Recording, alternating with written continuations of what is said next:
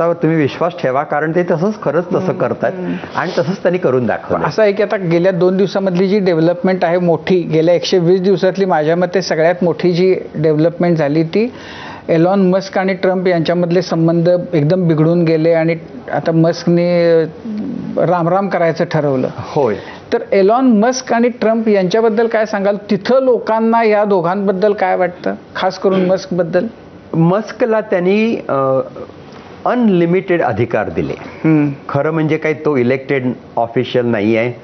त्याला काही सेनेटनं कन्फर्मेशन केलं नाही आहे. एखाद्या कॅबिनेट मिनिस्टरला जसं कन्फर्म करतं सेनेट तसं काही त्याला केलं नाही आहे.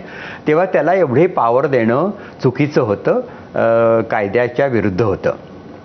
तरीही ट्रम्पनी आपला अधिकार वापरून किंवा आपल्या अधिकाराचा गैरवापर करत मस्कला एवढे अधिकार दिले. बरं, मस्क हा टेस्लाचा जगातला सर्वात श्रीमंत माणूस, तो बिझनेसमन म्हणून चांगला आहे. अर्थातच त्यांनी टेस्ला ही कंपनी खूप चांगली केली. पण हे बघा, एखाद्याला असं वाटतं की जसं माझ्या कंपनीमध्ये मी काही निर्णय घेतो, जसं मी स्वतःच एंटरप्रेन्योर आहे, माझ्या कंपन्या होत्या, पण मी स्वतःच्या कंपनीमध्ये जसे निर्णय घेईन आणि काही बदल पटकन घडवून आणू शकेन, तसे ही सरकारी यंत्रणा प्रचंड ब्युरोक्रसी आहे आणि ही याच्यामध्ये असे पटकन बदल नाही करता येतात. ते मस्कना समजलं नाही. ते आले आणि त्यांनी खूपच काही बदल केले विचार न करता.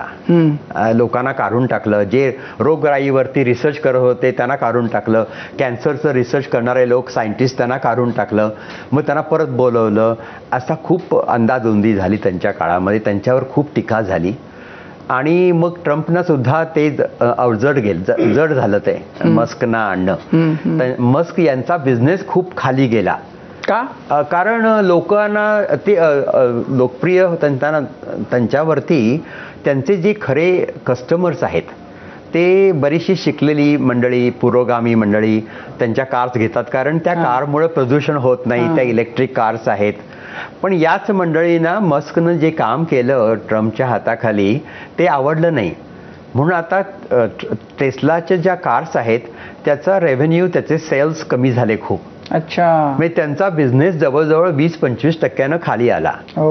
त्यांचं जे बोर्ड ऑफ डिरेक्टर्स आहे टेस्लाचं, त्यांनी असा विचार केला की ट्रम्प इलॉन मस्कला CEO म्हणून त्याच्यावरून जागेवरून काढून टाकावं. तू तरी परत तरी ये आणि नीट तुझा नोकरी कर, नाहीतर तुला आम्ही काढून टाकू, अशी त्याला धमकी दिली. तेव्हा तो सर्वच दृष्टीनं कोंडीत आला. अच्छा, म्हणजे इकडे धंदाही गेला, इकडे आता ट्रम्पशी ते पदही गेलं. हो, आणि ट्रम्पला सुद्धा आता तो नको नासा झालाय, कारण तो आता पॉप्युलर नाहीये.